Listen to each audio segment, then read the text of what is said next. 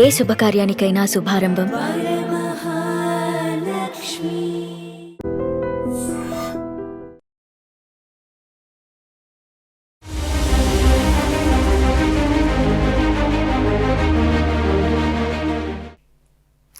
నమస్కారం, welcome to I dream.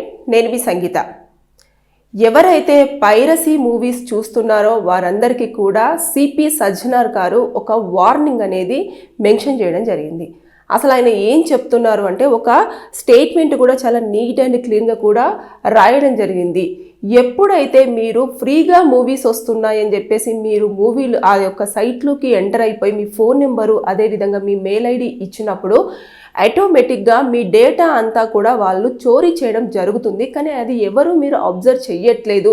అంటే ఇలా ఫ్రీగా వస్తున్నది ఏదైనా సరే మనకు యూజ్ అవుతుంది అంటే మహా అంటే ఒక 500-600 రూపాయలు మాత్రము మనకు అప్పటికి సేవ్ అవుతుందేమో, కానీ తర్వాత వచ్చే ప్రాబ్లమ్స్ మాత్రము చాలా ఎక్కువ స్థాయిలో ఉంటాయి అని చెప్పేసి ఆయన చాలా క్లియర్గా చెప్పడం అనేది జరుగుతుంది. ఎందుకంటే ఇప్పుడు ఐబొమ్మ రవి ఎవరైతే ఉన్నారో ఆయన పైరసీని ఎంకరేజ్ చేశారు, మాకు ఫ్రీగా మూవీస్ ఇచ్చారు అని చెప్పేసి మీరు ఎంత సంబరపడుతున్నారో మీ డేటా అంతా కూడా 50 లక్షల మందికి పైగా ఆ డేటా అంతా కూడా అతను ఒక డార్క్ వెబ్సైట్లో పెట్టడం జరిగింది. అది ఒకవేళ గనక ఎవరికైనా అమ్మినా కూడా మనకు సంబంధించిన ఇన్ఫర్మేషన్ అంతా, అంటే ఫొటోస్ కానివ్వండి, అదేవిధంగా మన యొక్క ఇన్ఫర్మేషన్ కానివ్వండి, మన బ్యాంక్ డీటెయిల్స్ కానివ్వండి, మన అన్ని ఇంకా మన దగ్గర ఉన్న ప్రైవేట్ మన ఫోన్లో ఏవేవైతే మనం స్టోర్ చేసి పెట్టేసుకుంటామో అవన్నీ కూడా వాళ్ళు చోరీ చేయడం అనేది జరుగుతుంది. వారి దగ్గర ఆల్రెడీ స్టోర్ అయిపోయి ఉంటాయి అని చెప్పేసి చాలా క్లియర్గా మెన్షన్ చేస్తూ వస్తున్నారు. అంటే మీకు అర్థం కాని విషయం ఏంటంటే ఎప్పుడైనా సరే ఫ్రీగా వస్తున్న దాని వల్ల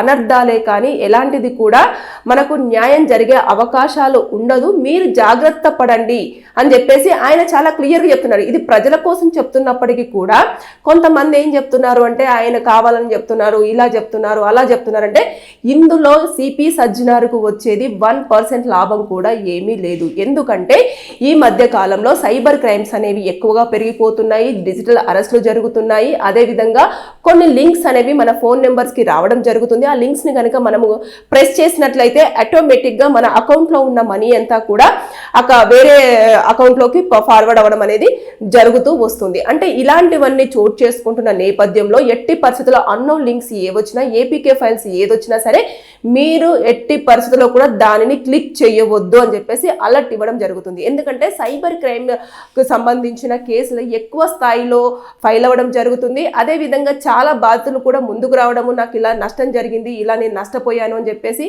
ఇలా వస్తున్నారు. కాబట్టి మీరు జాగ్రత్తగా ఉండాల్సిన అవసరం ఎంతైనా ఉంది. ఇలాంటి పైరసీని మీరు ఎంకరేజ్ చేస్తే మీకు తెలియకుండానే మీరు ప్రమాదంలో పడినట్లు అని చెప్పేసి ఆయన చాలా స్పష్టంగా ఆల్రెడీ మొన్న ఒక ప్రెస్ మీట్ పెట్టి కూడా చాలా క్లియర్గా చెప్పడం జరిగింది ప్రజలకు. కానీ ఆయన ఏమంటున్నారంటే కావాల్సుకొని మా దేవుణ్ణి ఎవరైతే ఐబొమ్మ ఫౌండర్ రవి ఉన్నారో ఆ రవిని అరెస్ట్ చేశారు కావాలనే అని చెప్పేసి మీరు అంటున్నారు. కానీ ఇక్కడ ఏంటంటే మనకు నిజంగానే ఫ్రీగా వస్తే అది కరెక్టే, కానీ సబ్స్క్రిప్షన్ తీసుకోండి. ఒక 2-3 నెలలకు మాత్రమే ఇంత సబ్స్క్రిప్షన్ అని చెప్పేసి ఒకటి ఉంటుంది. కాబట్టి మనం ఒక్కసారి పెడితే మనం ఇంటిలో పాది కూడా కూర్చొని హ్యాపీగా అందులో క్వాలిటీ మూవీసే చూడొచ్చు. కాకపోతే కొత్త మూవీస్ చూడాలి అనుకున్నప్పుడు మీరు కొన్ని రోజుల పాటు వెయిట్ చేయండి. అంతేకాని ఇలాంటి వెబ్సైట్లోకి వెళ్ళడం వల్ల మనకు తెలియకుండానే మన డేటాని వారికి మనంతట మనమే ఇచ్చినట్టుగా అవుతుంది. దీనివల్ల చాలా అనర్థాలు జరుగుతున్నాయి. అందులో ఆన్లైన్ గేమ్స్ అని, తర్వాత నెక్స్ట్ బెట్టింగ్ యాప్స్ అని, ఇలా తర్వాత ఈ పైరసీకి సంబంధించిన మూవీస్ అని, దీంట్లో మనకు తెలియకుండానే మన డేటా అంతా కూడా వాళ్ళు క్యాప్చర్ చేయడం జరుగుతుంది. క్యాప్చర్ చేసిన తర్వాత ఆ నేపథ్యంలో మనకు తెలియకుండానే కొన్ని లింక్స్ అనేవి మన ఫోన్ నెంబర్కి వస్తాయి. వచ్చిన తర్వాత ఆటోమేటిక్గా ఇదేంటి అని క్లిక్ చేసే లోపు మనకు సంబంధించిన డీటెయిల్స్ అన్ని, అంటే మనం ప్రైవేట్గా పెట్టుకున్న ఫొటోస్ అయినా, లేదు అంటే కాంటాక్ట్ డీటెయిల్స్ అయినా, అదేవిధంగా బ్యాంక్ డీటెయిల్స్ అయినా, దాని పాస్వర్డ్స్ అయినా ఏవైనా సరే వారికి కనిపించే విధంగా వారి ఒక సాఫ్ట్వేర్ని ఆ లింకుతో పాటు మనకు పంపించడం అనేది జరుగుతూ వస్తుంది. కాబట్టి సిపి సజ్జనార్ గారు ఎలాగైనా సరే మీరు అలర్ట్గా ఉండండి, లేకపోతే ప్రమాదంలో పడే అవకాశాలు ఉంటాయి. దయచేసి మీరు పైరసీని ఎంకరేజ్ చేసే దిశగా మాత్రం ఎట్టి పరిస్థితుల్లో ఆలోచించకూడదు, మీరు ఇబ్బందుల్లో పడకూడదు అని చెప్పేసి అతను ప్రజల శ్రేయస్సును కోరే ఈ విధంగా చెప్పడం జరుగుతుంది. కానీ అతను ఇందులో వచ్చే సంత లాభం అయితే ఏమీ లేదు. కాకపోతే ఏంటంటే ఎక్కువగా అనర్థాలు జరుగుతున్నాయి. బెట్టింగ్ యాప్స్ వల్ల ప్రాణాలు కోల్పోవడం అనేది జరుగుతుంది. తర్వాత ఆన్లైన్ గేమ్స్ వల్ల కూడా ప్రాణాలు కోల్పోతున్నారు. ఇవన్నిటి నేపథ్యంలో వాళ్ళు ఇన్ని రోజుల పాటు అంటే ఐబొమ్మ ఫౌండర్ రవిని ఎప్పుడైతే 5 రోజుల పాటు కస్టడీకి తీసుకున్నారో, కస్టడీలో కూడా 4 days అతను అసలు ఎలాంటి ఇన్ఫర్మేషన్ చెప్పలేదు.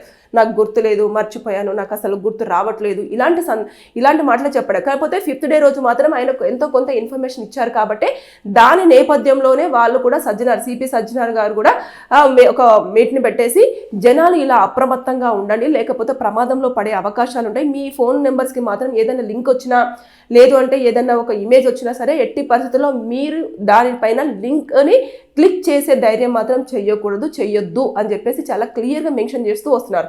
ఒకవేళ మనము అన్ని అలాట్మెంట్ ఇచ్చినా, అంత చేసినా సరే క్లిక్ చేస్తామంటే మనమే నష్టపోయే అవకాశాలు ఉంటాయి. ఎందుకంటే మన అకౌంట్లో ఎన్నైనా ఉండని, 1000 రూపాయలే ఉండని, 1,00,000 రూపాయలే ఉండని, కోట్లే ఉండని, కానీ అది తెలియకుండానే వారు అందులో నుంచి చోరీ చేసే అవకాశం ఉంటుంది. దాంతోపాటు మనకు తెలియకుండానే ఆన్లైన్ బెట్టింగ్స్ కానివ్వండి, లేదు అంటే ఆన్లైన్ గేమ్స్ కానివ్వండి, బెట్టింగ్ యాప్స్లో కానివ్వండి, మనం తెలియకుండానే ఇన్వెస్ట్ చేసే అవకాశం ఉంటుంది. కొన్నిసార్లు మనం ఏం చేస్తామంటే, ఇది లింక్ ఓపెన్ చేయంగానే ఆ లింక్ ఓపెన్ చేసిన వెంటనే ఇంత అమౌంట్ పే చేయండి అని చెప్పేసి ఒక 500 or 1000 చెప్తారు.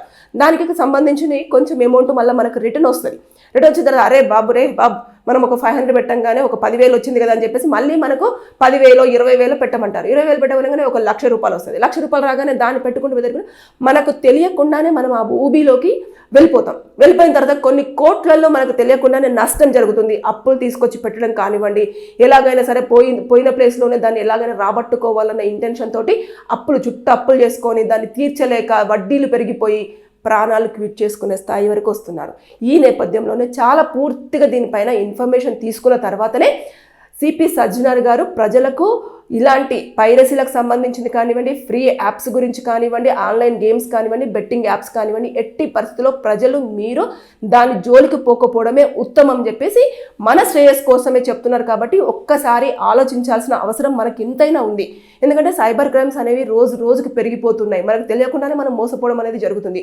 ఈ మధ్యకాలంలో చూసుకుంటే అదేమంటారు, డెలివరీ బాయ్స్ ఏదో ఒకటి కొరియర్ వచ్చింది అని చెప్పేసి అనడము, ఆ లింక్ పంపించగానే ఆ లింక్ను ఓపెన్ చేయగానే అక్కడ నుంచి డబ్బులు స్వాహా అయిపోవడము, లేదు అనుకుంటే ఒక లింక్ రాగానే మీకు ఒక ఇన్విటేషన్ పంపిస్తున్నానని చెప్పేసి ఇన్విటేషన్ దాన్ని క్లిక్ చేయగానే డబ్బులు పోవడము, ఒక ఇమేజ్ పంపిస్తారు, ఆ ఇమేజ్ మనదా కాదా అని చెప్పేసి అనుకునే లోపు అక్కడ పోవడము, తర్వాత నెక్స్ట్ మీ వాళ్ళమే అని చెప్పేసి మనకు సంబంధించిన వాళ్ళ డీపీ పెట్టేసుకొని డబ్బులు అడగడము, ఇవన్నీ నెంబర్స్ అన్నీ కూడా మనకు తెలియకుండానే వేరే వాళ్ళకు ఫార్వర్డ్ అవుతున్న నేపథ్యంలోనే మనం ఈ విధంగా మోసపోతున్నాం. కాబట్టి ఎట్టి పరిస్థితుల్లో అన్నోన్ లింక్స్ని కానివ్వండి, ఇలాంటి వెబ్సైట్లో కానివ్వండి మీ డీటెయిల్స్ ఇవ్వకపోవడమే ఉత్తమం అని చెప్పేసి శ్రేయస్కరం కోసం మాత్రమే ఈ సిపి సజ్జనార్ గారు ఇన్ఫర్మేషన్ ఇవ్వడం జరుగుతుంది. ఇంకా వినకపోవడం అనేది ఎవరి విజ్ఞత వాళ్ళది. కాకపోతే ఏంటంటే ఇక మీదట ఇలా జరుగుతున్నాయి కాబట్టి ఆల్రెడీ ఇన్ఫర్మేషన్ ఉంది కాబట్టి ఎలాగైనా సరే అప్రమత్తం చెయ్యాలి అన్న ఉద్దేశంతో ఈ విధంగా చెప్పడం జరిగింది. కాబట్టి